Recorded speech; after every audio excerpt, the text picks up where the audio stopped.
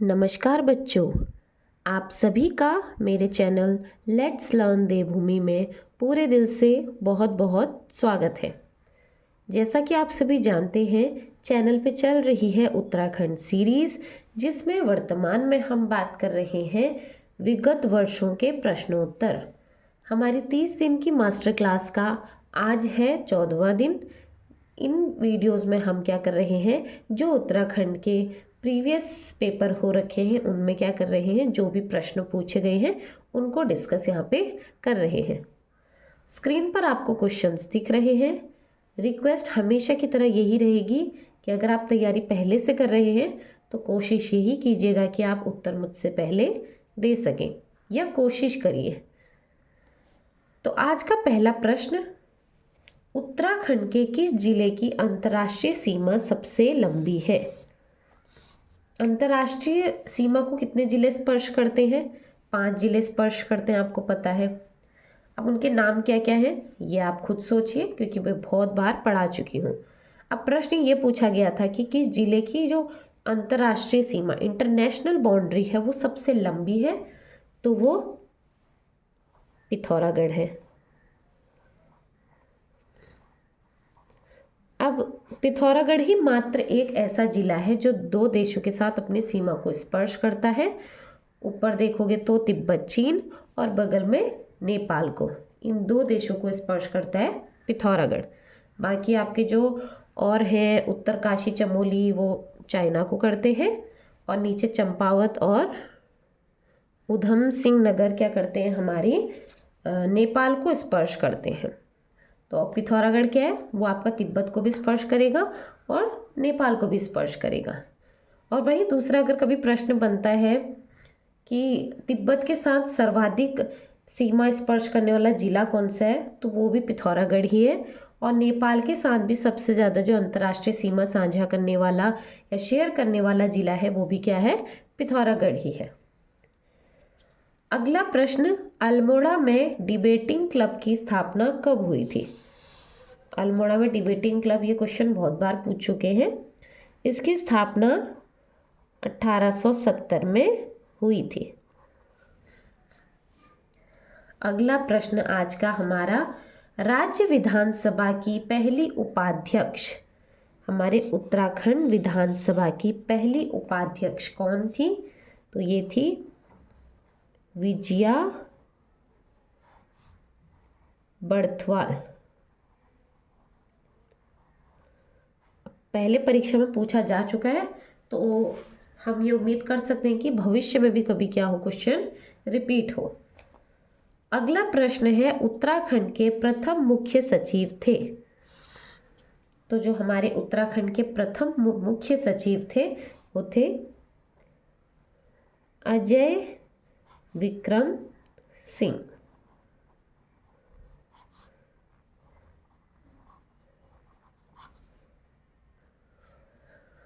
आज के क्वेश्चंस थोड़े से सरल ही हैं आपके लिए, आपको लग रहा होगा, क्योंकि ये सभी प्रश्न क्या है, पहले कभी ना कभी डिस्कस हुए प्रश्न हैं। तो उम्मीद करती हूँ आज आप 25 में से 25 स्कोर करेंगे। अगला प्रश्न, कुमाऊं मंडल के कितने जनपद गढ़वाल मंडल की सीमा को स्पर्श करते हैं? ये मैंने आपको नक्शे में भी बताया था एकदम से, कि जो कुमाऊं मंडल के कितने जिले हैं और जो गढ़वाल मंडल को स्पर्श करते हैं, तो वो 4 जिले हैं। और गढ़वाल के कितने जिलों को स्पर्श करते हैं, तो वो 2 जिले हैं। ठीक है, यानी कि गढ़वाल के 2 जिले कुमाऊं के 4 जिलों को क्या कर रहे हैं, स्पर्श कर रहे हैं। अगर प्रश्न यहाँ पर वही घुमा के पूछता कि गढ़वाल मंडल के कितने जनपद कुमाऊं मंडल को स्पर्श करते हैं, तो आप 2 लिखते। यहाँ पे एक प्रश्न पूछा है कि कुमाऊं मंडल के जो कितने जिले हैं वो गढ़वाल को स्पर्श कर रहे हैं, तो वो 4 हैं। और नक्शे में आप उत्तराखंड का नक्शा याद करो, तो यहाँ पे पिथौरागढ़ आता है, पिथौरागढ़ के नीचे बागेश्वर आता है, बागेश्वर के नीचे अल्मोड़ा, और अल्मोड़ा के नीचे नैनीताल आता है। ये 4 जनपद किसको स्पर्श करते हैं? बगल में हमारा गढ़वाल मंडल में आता है चमोली, और चमोली के नीचे आता है पौड़ी गढ़वाल, तो इनको स्पर्श करते हैं। यानी कि प्रश्न में पूछा था तो 4 जिले। अब वो 4 जिले कौन कौन से हैं? पिथौरागढ़, बागेश्वर, अल्मोड़ा और नैनीताल। और गढ़वाल के 2 जिलों को स्पर्श करते हैं, और वो 2 जिले कौन से हैं? चमोली और पौड़ी गढ़वाल। इस बात का आपको विशेष ध्यान रखना है। अगला प्रश्न, उत्तराखंड राज्य में महिलाओं को सरकारी सेवाओं को कितने प्रतिशत क्षैतिज आरक्षण प्रदान किया गया है? ये 2023 में पूछा हुआ प्रश्न है। तो महिलाओं को सरकारी सेवाओं में कितने प्रतिशत का क्षैतिज आरक्षण प्रदान किया गया है? यह 30% प्रदान किया गया है।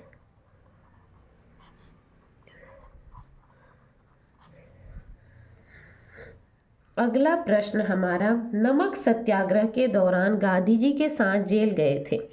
तो नमक सत्याग्रह के दौरान, अब नमक सत्याग्रह कब हुआ था ये आप मुझे बताएंगे। ये भारत के इतिहास की एक बहुत महत्वपूर्ण घटना है। तो जो नमक सत्याग्रह हुआ था उसमें गांधी जी के साथ जेल काफ़ी लोग गए थे, जिसमें से कि उत्तराखंड के कौन थे? ज्योतिराम कांडपाल थे। ये प्रश्न परीक्षा में ऐसे ही पूछा हुआ है और आपके सामने 4 ऑप्शन रख दिए, 4 नाम रख दिए, आपको टिक करना है। तो परीक्षा में ये प्रश्न ऐसे ही बना है जिसका उत्तर ज्योतिराम कांडपाल था। अगला प्रश्न, उत्तराखंड के कौन से जनपद का क्षेत्र मुख्यतः तराई क्षेत्र में आता है? तो जब हमने परीक्षा वाणी का अध्याय 4 डिस्कस किया था तो उसमें नक्शे में आपको दिखाया भी था भाबर क्षेत्र में कौन से जिले का मुख्यतः भाग आता है, बाह्य हिमालय में कौन सा है, मध्य हिमालय में कौन सा है, तराई में कौन सा है। तो उस वक्त भी ये चीज़ डिस्कस हुई थी कि जो जनपद है जिसका जो ज़्यादातर जो हिस्सा है मुख्यतः वो तराई क्षेत्र में है, वो है उधम सिंह नगर।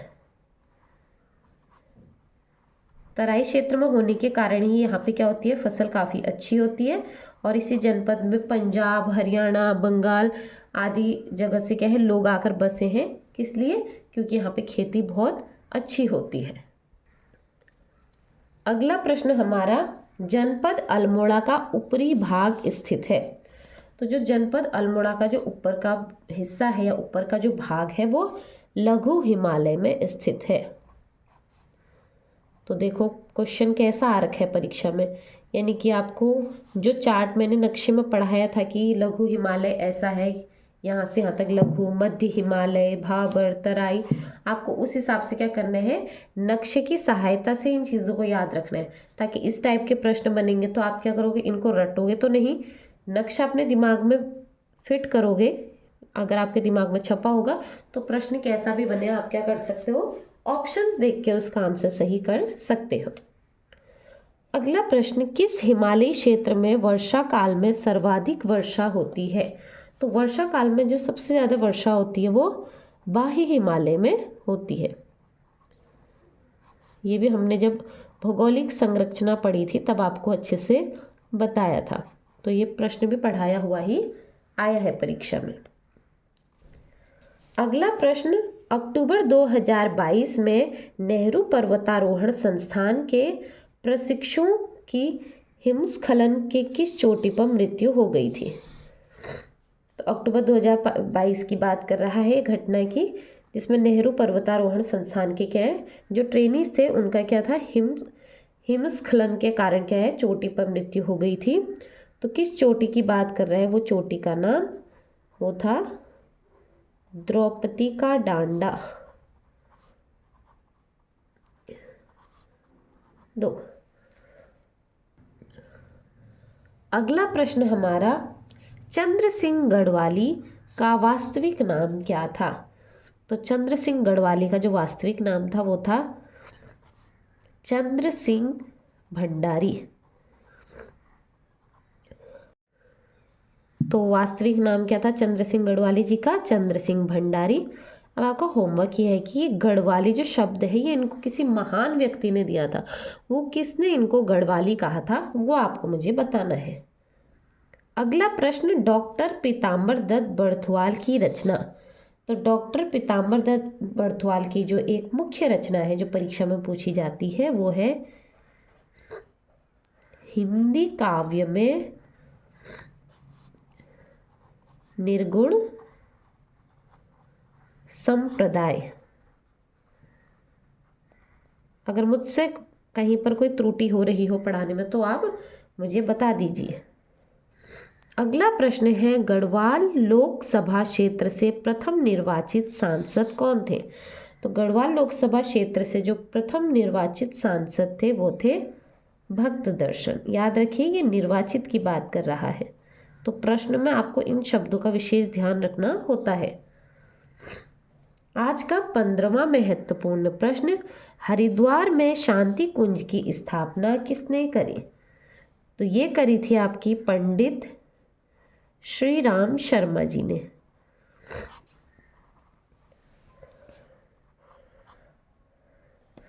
अगला प्रश्न, गढ़वाली ठाठ कहानी के लेखक कौन है?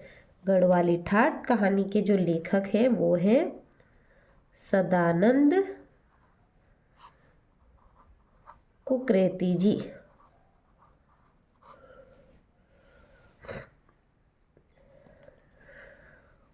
आज का अगला महत्वपूर्ण प्रश्न, आयरन पंत को किस और नाम से जाना जाता था? आयरन पंत को दो अन्य नामों से जाना जाता था। एक तो इनको कहा जाता था अल्मोड़ा की बेटी,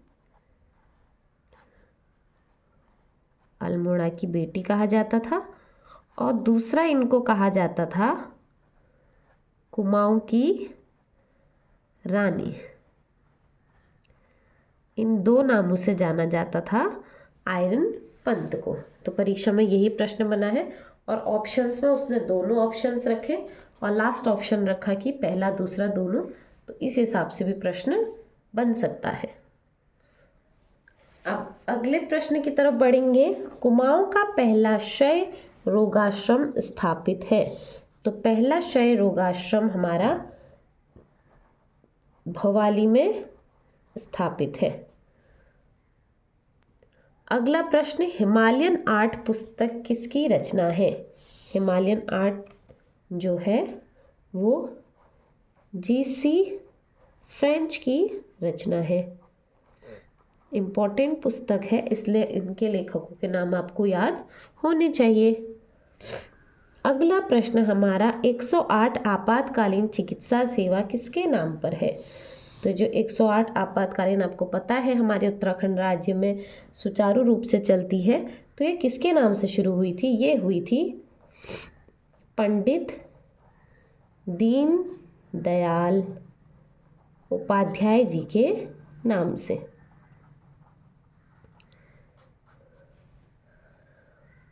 आज का 21वां महत्वपूर्ण प्रश्न, उत्तराखंड के 4 धाम गंगोत्री, यमुनोत्री, बद्रीनाथ तथा केदारनाथ कितने जन समूह में या जनपदों के किस समूह में स्थित है? तो ऑप्शंस में आपको क्या दे देगा, अलग अलग जिलों के नाम दे रहेगा और पूछेगा, जैसे यहाँ पे पूछा है कि 4 धाम किन किन जिला समूह में स्थित है, तो आपको पता होना चाहिए। सर्वप्रथम जब यहाँ पे गंगोत्री और यमुनोत्री की बात करिए तो आपको पता होगा गंगोत्री यमुनोत्री दोनों एक ही जिले में आते हैं, वो है उत्तर काशी। फिर दूसरा उसने पूछा बद्रीनाथ, बद्रीनाथ आता है हमारा चमोली में। फिर तीसरा पूछा उसने केदारनाथ, केदारनाथ आता है हमारा रुद्रप्रयाग में। तो आपको पता है कौन सा धाम किस जिले में आता है, तो ऑप्शन में देख के क्या है, नाम आगे पीछे इधर उधर हो सकते हैं, हो सकता है रुद्रप्रयाग, चमोली, उत्तरकाशी ऐसे लिखा हो, लेकिन जिस भी ऑप्शन में ये तीनों नाम आपको एक साथ दिखेंगे आपको उसको टिक करना है। अगला प्रश्न, अल्मोड़ा जिले में झिरौली प्रसिद्ध है। तो जो अल्मोड़ा निवासी हैं वो झिरौली को तो अच्छे से जानते होंगे।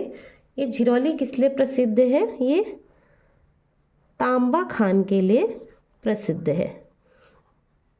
अल्मोड़ा जनपद ही तांबा खान के लिए क्या है, प्रसिद्ध है, लेकिन जो अल्मोड़ा का झिरौली है ये स्पेशली तांबा खान के लिए प्रसिद्ध है। अगला प्रश्न, किस ताल का पानी लाल है? तो ये बासुकी ताल या वासुकी ताल का पानी जो है वो लाल होता है। किस जनपद में है? टिहरी गढ़वाल में है हमारा बासुकी ताल। अगला प्रश्न बहुत महत्वपूर्ण, उत्तराखंड का राजकीय गीत क्या है? जो कि अभी जो वीडियो देख रहे हैं उनमें से बहुत बच्चों को पता भी नहीं होगा कि हमारे जैसे राष्ट्रीय गान है, राष्ट्रीय गीत है, वैसे ही हमारे उत्तराखंड का भी एक राजकीय गीत है, वह गीत परीक्षा में पूछा हुआ है, तो वो है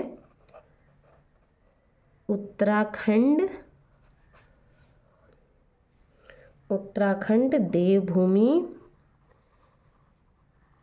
मातृभूमि शत शत वंदन। तो उत्तराखंड देवभूमि मातृभूमि शत शत वंदन हमारे उत्तराखंड का राज्य गीत है, जिसे लिखा था हेमंत बिष्ट जी ने, और यह फरवरी 2016 को क्या है हमारे उत्तराखंड के राजकीय गीत के रूप में घोषित हुआ था। तो आपको पता होना चाहिए कि फरवरी 2016 में घोषित हुआ ये राजकीय गीत। कभी ऐसा भी प्रश्न बन जाए तो पता होना चाहिए।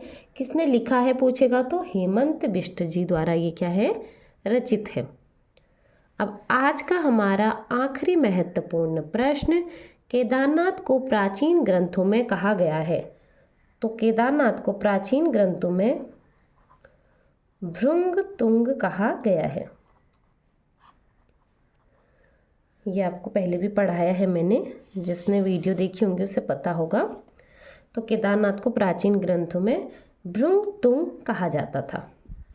अब इसी के साथ हमारे आज के 14 मास्टर क्लास के भी 25 महत्वपूर्ण प्रश्न समाप्त हुए हैं। उम्मीद करती हूँ आपका स्कोर काफ़ी अच्छा रहा होगा। बच्चे काफ़ी मेहनत कर रहे हैं।